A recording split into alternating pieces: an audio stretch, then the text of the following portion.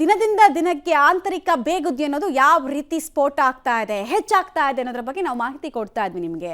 ಎರಡೂ ಕಡೆಯವರು ಒಂದು ಕ್ವೆಶ್ಚನ್ ಪೇಪರ್ ಅನ್ನು ರೆಡಿ ಮಾಡಿ ಇಟ್ಕೊಂಡಿದ್ದಾರೆ, ಬಟ್ ಅದು ಲೀಕ್ ಆಗಿದೆ ಆಲ್ರೆಡಿ.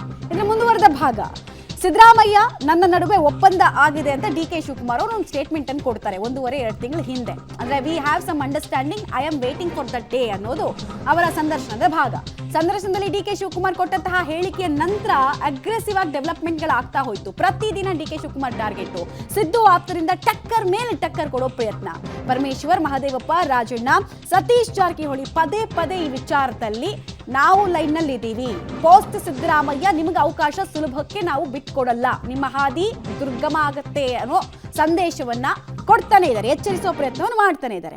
ನೀ ಕೊಡೆ ನಾ ಬಿಡೆ ಜಗ್ಗಾಟ, 5 ವರ್ಷ ಸಿದ್ದರಾಮಯ್ಯ ಸಿಎಂ ಕೂಗು ಅನ್ನೋದು ಜಾಸ್ತಿ ಆಗ್ತಾ ಹೋಯ್ತು, ಪ್ರಜ್ವಲಿಸ್ತಾ ಹೋಯ್ತು. ನನಗೆ ಯಾರು ಬೆಂಬಲ ಕೂಡ ಬೇಡ, ಹೈಕಮಾಂಡ್ ಸಾಕು ಅಂತ ಡಿ ಕೆ ಶಿವಕುಮಾರ್ ಈ ಕಡೆಗೆ ನಾನು ವಿಧೇಯ ವಿದ್ಯಾರ್ಥಿ ಹೈಕಮಾಂಡ್ಗೆ ಅನ್ನೋದನ್ನ ಹೇಳೋ ಪ್ರಯತ್ನವನ್ನು ಮಾಡ್ತಾ ಇದ್ದಾರೆ. ಮತ್ತು ಹೈಕಮಾಂಡ್ನ ಕೃಪೆ ಕಟಾಕ್ಷ ನನಗೆ ಜಾಸ್ತಿ ಇದೆ, ನನ್ನ ಮೇಲೆ ಜಾಸ್ತಿ ಇದೆ ಅಂತ ತೋರಿಸೋ ಪ್ರಯತ್ನವನ್ನ ಪದೇ ಪದೇ ವಿಟೋ ಪವರ್ ಬಳಸೋದ್ರ ಮೂಲಕ ಮಾಡ್ತಿದ್ದಾರೆ. ನೋಡಪ್ಪ, ಯಾವ ಒಪ್ಪಂದನೂ ಆಗಿಲ್ಲ.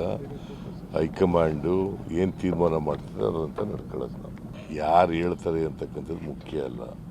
ಅಂತಿಮವಾಗಿ ಹೈಕಮಾಂಡ್ನವರು ನನಗೆ ಹೇಳಿ ಸೂಚಿಸಬೇಕು, ನಾನು ಅದನ್ನು ತೀರ್ಮಾನ ತಗೋಬೇಕು. ಹೈಕಮಾಂಡ್ನವ್ರು ಹೇಳಿಲ್ಲ, ನಾನು ತೀರ್ಮಾನ ತಗೊಳ್ಳೋಣ.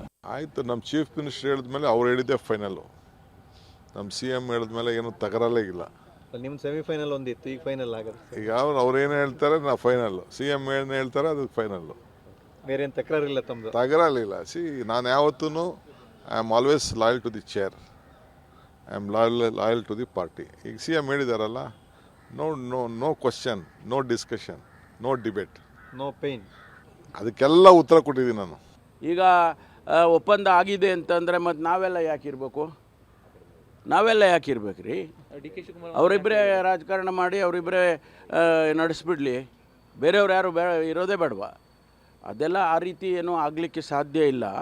ಆದ್ದರಿಂದ ಹೈಕಮಾಂಡ್ ಅಂತಿಮವಾಗಿ ಏನು ತೀರ್ಮಾನಗಳನ್ನು ಮಾಡ್ತಾರೆ, ನಾವು ಯಾರೂ ಕೂಡ ಹೈಕಮಾಂಡನ್ನು ಬಿಟ್ಟು ಹೋಗೋರಲ್ಲ. ಹೈಕಮಾಂಡು ಏನು ತೀರ್ಮಾನ ಮಾಡುತ್ತೆ ಅದನ್ನು ಒಪ್ಕೊಳ್ಳೋವಂಥ ಜನ ನಾವು. ಬೇಜಾರಾಗಿದೆ ಡಿನ್ನರ್ ಅವ್ರಿಗೆ ಕೇಳಬೇಕು, ಏನು ಬೇಜಾರಾಗಕ್ಕೆ ಏನು ಅವ್ರ ಆಸ್ತಿನ ಬರ್ಸ್ಕೊಂಡವ್ರು ಯಾರನ? ಏನಿಲ್ಲ, ಸುಮ್ಮನೆ ನೋಡ್ರಿ, ಇದೆಲ್ಲ ಏನಂದರೆ ಈಗ ಹೈಕಮಾಂಡ್ನವ್ರು ಇರಲಿ ಇನ್ನೊಂದಿರಲಿ, ಈಗ ಒಂದು SC STಗಳದ್ದು ಈಗ ಪ್ರೀ ಯೂನಿವರ್ಸಿಟಿ ಮಕ್ಕಳುಗಳಿಗೆ ಮತ್ತು ಯಾರು ಮ್ಯಾನೇಜ್ಮೆಂಟ್ ಕೋಟಾದಲ್ಲಿ ಅಡ್ಮಿಷನ್ ಮಾಡ್ಕೊಳ್ತಾರೆ SC ST ಹುಡುಗರುಗಳು, ಅವ್ರಿಗೆ ಸ್ಕಾಲರ್ಶಿಪ್ಪೇ ಇಲ್ಲ, ಅವ್ರಿಗೆ ಹಾಸ್ಟೆಲ್ಲು ಕೊಡ್ತಾ ಇಲ್ಲ ಅವ್ರಿಗೆ. ಮತ್ತು ಇಂಥ ಸಮಸ್ಯೆಗಳನ್ನ ನಾವೆಲ್ಲ ಚರ್ಚೆ ಮಾಡೋಕ್ಕೆ ಅಂತ ಮೀಟಿಂಗ್ ಕರೆದ್ರೆ ಇವ್ರು ನೀವು ಮಾಡಬೇಡಿ ಅಂತ ಅಂದರೆ ಏನು ಇವರೆಲ್ಲ SC ST ವಿರೋಧಿಗಳ ಇವರೆಲ್ಲ? ಅವೆಲ್ಲ ಭಾಳ ದಿವಸ ನಡೆಯೋದಿಲ್ಲ. ಆ ಥರ ಒಪ್ಪಂದ ಆಗಿದ್ರು ಡೆಲ್ಲಿಯಲ್ಲಿ ಆಗಿರ್ಬೋದು, ಅದಕ್ಕೆ ನಮಗೆ ಗೊತ್ತಿಲ್ಲ. ನಾನು ಅದನ್ನು ಹೇಳಿದ್ದೀನಿ, ನಾನು ನಿಮಗೆ ಅವ್ರಿಗಿಂತ ಮುಂಚೆನೇ ಹೇಳಿದ್ದೀನಿ, ನಾನು ಕೂಡ ಅದನ್ನು ಪ್ರಸ್ತಾಪ ಮಾಡಿದ್ದೀನಿ. ನಾನು ಈಗ ನೀವು ಅವ್ರಿಗೆ ಕೇಳಬೇಕಲ್ಲ, ಡಿ ಕೆ ಶಿವಕುಮಾರ್ ಅವ್ರಿಗೆ ಕೇಳಬೇಕು. ಈಗ ನಾವು ಕೇಳಿದ್ರೆ ಏನು ಉತ್ತರ ಹೇಳಿದ್ವಿ, ಅವ್ರು ಯಾಕೆ ಕೇಳಿದ್ರು ನೀವು ಅವ್ರನ್ನೇ ಕೇಳಿ. ಬದಲಾವಣೆ ಸಂದರ್ಭ ಹತ್ತಿರ ಆಗ್ತಾ ಇದೆಯಾ ನೋಡಿ, ಅದು ಮುಂಚೆನೇ ಹೇಳಿದ್ದೀವಿ, 6 ತಿಂಗಳಿಂದನೇ ಹೇಳಬೇಕು, ನಾವು ವರ್ಷದಿಂದನೇ ಹೇಳಿದ್ವಿ. ಡೆಲ್ಲಿಯಲ್ಲಿ ಆದ್ರೆ ಏನಾರ ಮಾತುಕತೆ ಆಗಿರ್ಬೋದು, ಕೆಲವರ ಮಧ್ಯೆ ಆಗಿರ್ಬೋದು, ನಮ್ಗೆ ಗೊತ್ತಿಲ್ಲ. ಅದು ಅವರೇ ಹೇಳ್ಬೇಕಂತ ಹೇಳಿದ್ವಿ. ಡೀಟೇಲ್ಸ್ ಕೊಡ್ತಾರೆ, ನೇರ ಸಂಪರ್ಕದಲ್ಲಿ ಜಾಯಿನ್ ಆಗ್ತಿದ್ರೆ ಶ್ರೀನಿವಾಸ್. ಅವತ್ತು ಡಿ ಕೆ ಶಿವಕುಮಾರ್ ಬಾಯ್ ತಪ್ಪಿನಿಂದ ಆಡಿದ ಮಾತಲ್ಲ, ಪ್ರಜ್ಞಾಪೂರ್ವಕವಾಗಿ ಆಡಿದ ಮಾತು. ರಾಜಕಾರಣಿಗಳು ಹೆಂಗೆ ಅಂತ ಹೇಳಿದ್ರೆ, ಮುಂದಿನ 6 ತಿಂಗಳು ಏನಾಗುತ್ತೆ, ಯಾವುದ್ರ ಸುತ್ತ ಚರ್ಚೆ ಆಗಬೇಕು ಅನ್ನೋದನ್ನ ಒಂದೊಂದು ಸ್ಟೇಟ್ಮೆಂಟ್ ಕೊಡೋದ್ರ ಮೂಲಕನೇ ಡಿಸೈಡ್ ಮಾಡಿಬಿಡ್ತಾರೆ. ಸೊ ಡಿ ಕೆ ಶಿವಕುಮಾರ್ಗೆ ಗೊತ್ತಿದ್ದೇ ಕೊಟ್ಟಂತಹ ಸ್ಟೇಟ್ಮೆಂಟ್ ಆಗಿರೋದ್ರಿಂದ ಈಗ ಎದುರಾಳಿಗಳಿಂದ ಬರ್ತಾ ಇರುವಂತಹ ಬಾಣಕ್ಕೆ ಹೆದರಿ ತಮ್ಮ ಸ್ಟ್ರಾಟಜಿ ಚೇಂಜ್ ಮಾಡ್ಕೊಳ್ತಾರೆ ಅಂತ ಅನ್ಸುತ್ತಾ, ಅಥವಾ ಈ ವರ್ಷದ ಪ್ಲೇಯರ್ ನಾನೇ ಅನ್ನೋ ಸಂದೇಶವನ್ನ ಇನ್ನಷ್ಟು ಅಗ್ರೆಸಿವ್ ಆಗಿ ಹೇಳುವಂತಹ ಪ್ರಯತ್ನ ಮಾಡ್ತಾರೆ? ಯಾವ್ದ್ರ ಸಾಧ್ಯತೆ ಜಾಸ್ತಿ?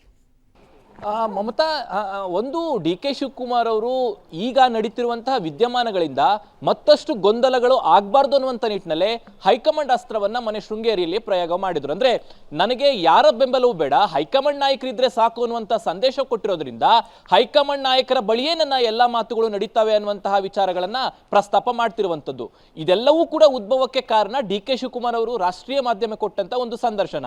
ನೀವು ಹೇಳಿದಾಗೆ ಬಾಯ್ ತಪ್ಪಿನಿಂದ ಹೇಳಿದಂತಹ ಮಾತುಗಳೆಲ್ಲ ಅದು ಉದ್ದೇಶಪೂರ್ವಕವಾಗಿಯೇ ಮುಂದಿನ ಪ್ರಕ್ರಿಯೆಗಳು ಏನಾಗಬೇಕು ಏನಾಗುತ್ತೆ ಅನ್ನುವಂತಹ ಸುಳಿವನ್ನ ಕೊಟ್ಟಂತ ವಿಚಾರಗಳು. ಯಾವಾಗ ಡಿ ಕೆ ಶಿವಕುಮಾರ್ ಅವರು ಈ ರೀತಿಯ ವಿಚಾರಗಳನ್ನ ಪ್ರಸ್ತಾಪ ಮಾಡಿದ್ರು, ಸಿದ್ದರಾಮಯ್ಯ ಬಣ ಆಕ್ಟಿವ್ ಆಯ್ತು. ಪದೇ ಪದೇ ರಾಜಣ್ಣ ಆಗಿರ್ಬೋದು, ಅನೇಕ ಸಚಿವರು ಸಿದ್ದರಾಮಯ್ಯನವರ ಪರವಾಗಿ ಮಾತನಾಡಿಕೆ ಸ್ಟಾರ್ಟ್ ಮಾಡಿದ್ರು. ಈಗ ಒಂದ್ ಹೆಜ್ಜೆ ಮುಂದೆ ಹೋಗಿ ಸಿಎಂ ಸಿದ್ದರಾಮಯ್ಯನವರೇ ಸ್ವತಃ ಡಿ ಕೆ ಶಿವಕುಮಾರ್ ಅವರಿಗೆ ಟಾಂಗ್ ಅನ್ನ ಕೊಡುವಂತ ಪ್ರಯತ್ನವನ್ನ ಮಾಡಿದ್ರು. ಸದ್ಯ ಸಿಎಂ ಕುರ್ಚಿ ಖಾಲಿ ಇಲ್ಲ ಅನ್ನೋ ಮೂಲಕ ಡಿ ಕೆ ಶಿವಕುಮಾರ್ ಅವರು ಯಾವುದೇ ಸ್ಪರ್ಧೆಗೆ ನಾನು ಪ್ರತಿಸ್ಪರ್ಧಿ ಅನ್ನುವಂತಹ ಒಂದು ಮನಸ್ಥಿತಿಯಲ್ಲಿ ಸಿದ್ದರಾಮಯ್ಯ ಅವರು ಹೇಳಿದ್ದಾರೆ. ಹಾಗಾಗಿನೇ ಈಗ ಡಿಸಿಎಂ ಡಿ ಕೆ ಶಿವಕುಮಾರ್ ಮತ್ತೆ ಸಿಎಂ ನಡುವೆ ಪವರ್ ಶೇರಿಂಗ್ ನ ಫೈಟು ನೇರವಾಗಿ ಪ್ರಾರಂಭ ಆಗಿದೆ. ಹಾಗಾಗಿನೇ ಇವತ್ತಿನ ಶಾಸಕಾಂಗ ಸಭೆಯಲ್ಲಿ ಈ ವಿಚಾರ ಖಂಡಿತವಾಗ್ಲೂ ಚರ್ಚೆಗೆ ಬರುತ್ತೆ. ಅಲ್ಲಿ ಹೈಕಮಾಂಡ್ ನಾಯಕರು ಯಾವ ಸಂಧಾನ ಸೂತ್ರವನ್ನ ಮಾಡ್ತಾರೆ ಅನ್ನುವಂಥದ್ರ ಮೇಲೆ ಮುಂದಿನ ರಾಜಕೀಯ ಬೆಳವಣಿಗೆಗಳು ರಾಜ್ಯದಲ್ಲಿ ಗೊತ್ತಾಗುವಂಥದ್ದು. ರೈಟ್, ಥ್ಯಾಂಕ್ ಯು ಶ್ರೀನಿವಾಸ್, ತಮ್ಮ ಎಲ್ಲ ಮಾಹಿತಿಗೆ ಧನ್ಯವಾದ. ಇನ್ನು ಬಹಳ ಮುಖ್ಯವಾದಂತಹ ವಿಚಾರ, ಕಾಂಗ್ರೆಸ್ನಲ್ಲಿ ಯಾವುದೇ ಗುಂಪುಗಾರಿಕೆ ಇಲ್ಲ ಅಂತ ಮೊನ್ನೆ ಕೂಡ ಡಿ ಕೆ ಶಿವಕುಮಾರ್ ಹೇಳಿದರು. ನಂಬುವಂಥ ವಿಚಾರನ ಚಿಕ್ಕ ಚಿಕ್ಕ ಮಕ್ಕಳಿಗೂ ಗೊತ್ತಾಗ್ತಾ ಇದೆ ಏನು ನಡೀತಾ ಇದೆ ಕಾಂಗ್ರೆಸ್ನಲ್ಲಿ ಅಂತ. ಹಾಗಾಗಿ ಬಣಗಳು ಯಾರ ಬಣದಲ್ಲಿ ಯಾರು ಗುರುತಿಸ್ಕೊಂಡಿದ್ದಾರೆ ಅಂತಕ್ಕಂಥ ಒಂದು ಪ್ರಶ್ನೆ ಬರುತ್ತೆ. ಹಾಗೆ ನೋಡೋಕೆ ಹೋದರೆ 4 ಬಣಗಳು, ಸಿದ್ದರಾಮಯ್ಯ ಬಣ ಒಂದು, ಡಿ ಕೆ ಶಿವಕುಮಾರ್ ಬಣ ಒಂದು, ಹೈಕಮಾಂಡ್ ಬಣ ಒಂದು, ತಟಸ್ಥ ಬಣ ಒಂದು ಅಂತೆಲ್ಲ ಮಾಡ್ಕೊಂಡಿದ್ದಾರೆ. ಕೆಲವರು ಕಾದು ನೋಡುವ ತಂತ್ರಕ್ಕೆ ಮೊರೆ ಹೋಗ್ತಕ್ಕಂಥದ್ದು, ಅಥವಾ ಇನ್ನು ಕೆಲವರು ಗೆದ್ದೆತ್ತಿನ ಬಾಲ ಹಿಡಿದ್ರಾಯ್ತು ಅಂತ ಈಗೇನು ಮಾತಾಡದೇ ಇರ್ಬೋದು.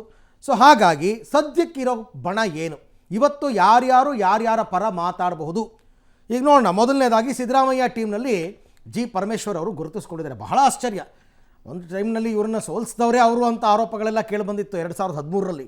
ಆದರೆ ಈಗ ಸದ್ಯಕ್ಕೆ ಪರಮೇಶ್ವರ್ ಅವರು ಸಿದ್ದರಾಮಯ್ಯನವ್ರ ಬಣದಲ್ಲಿ ಇದ್ದಾರೆ. ಸದ್ಯಕ್ಕೆ ನಾನು ಹೇಳ್ತಾ ಇರೋದು.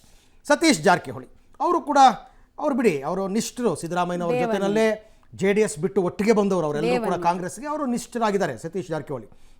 KN ರಾಜಣ್ಣ ಅಫ್ಕೋರ್ಸ್ ಸಿದ್ದರಾಮಯ್ಯನವ್ರ ಪರ ಅತಿ ಹೆಚ್ಚು ಬ್ಯಾಟ್ ಬೀಸಿರ್ತಕ್ಕಂಥ ಮತ್ತೊಬ್ಬ ಲೀಡರ್ ಅಂತಂದರೆ ಸಚಿವ KN ರಾಜಣ್ಣ.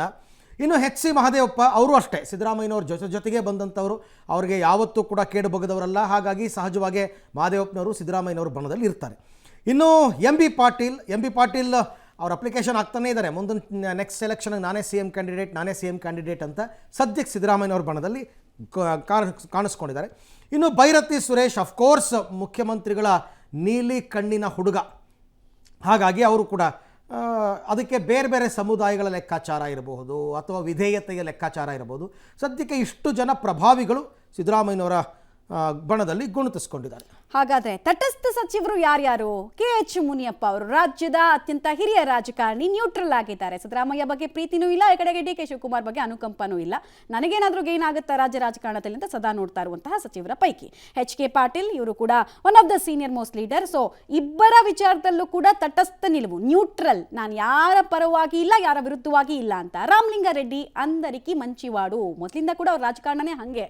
ಸೊ ರಾಮಲಿಂಗಾರೆಡ್ಡಿ ಅವರು ಕೂಡ ನ್ಯೂಟ್ರಲ್ ಸಚಿವರ ಗುಂಪಿನಲ್ಲಿ ಕಾಣಿಸ್ತಾ ಇದ್ದಾರೆ. ಹಾಗೆ ಮುಂದುವರೆದು ಪ್ರಿಯಾಂಕ್ ಖರ್ಗೆ ಕೂಡ ತಟಸ್ಥ ಸಚಿವರ ಗುಂಪಿನಲ್ಲೇ ಕಾಣಿಸ್ತಾ ಇದ್ದಾರೆ. ಸೊ ಯಾರ ಕಡೆಗಿರ್ತಾರೆ? ಕಾಂಪೌಂಡ್ ಮೇಲೆ ಕೆಲವರು ಶಾಸಕರು ಕೂತಿರ್ತಾರೆ ಅಂತ ನಾವು ಆಗಾಗ ಹೇಳ್ತಾ ಇರ್ತೀವಲ್ಲ, ಇವರು ಕೂಡ ಅಷ್ಟೇನೆ, ಅವ್ರಿಗೆ ಬೇರೆ ಆಪ್ಷನ್ನೇ ಇಲ್ಲ. ತಂದೆ AICC ಅಧ್ಯಕ್ಷರಾಗಿರೋದ್ರಿಂದ ಮಲ್ಲಿಕಾರ್ಜುನ್ ಖರ್ಗೆಗೆ ಆಪ್ಷನ್ನೇ ಇಲ್ಲ. ಸೊ ತಟಸ್ಥ ಬಣದಲ್ಲಿ ಗುರುತಿಸ್ಕೊಳ್ತಾ ಇದ್ದಾರೆ. ಡಾಕ್ಟರ್ ಶರಣ್ ಪ್ರಕಾಶ್ ಪಾಟೀಲ್ ಇವರು ಕೂಡ ತಟಸ್ಥ ಸಚಿವರು ಅಂತ ಹೇಳಲಾಗ್ತಾ ಇದೆ.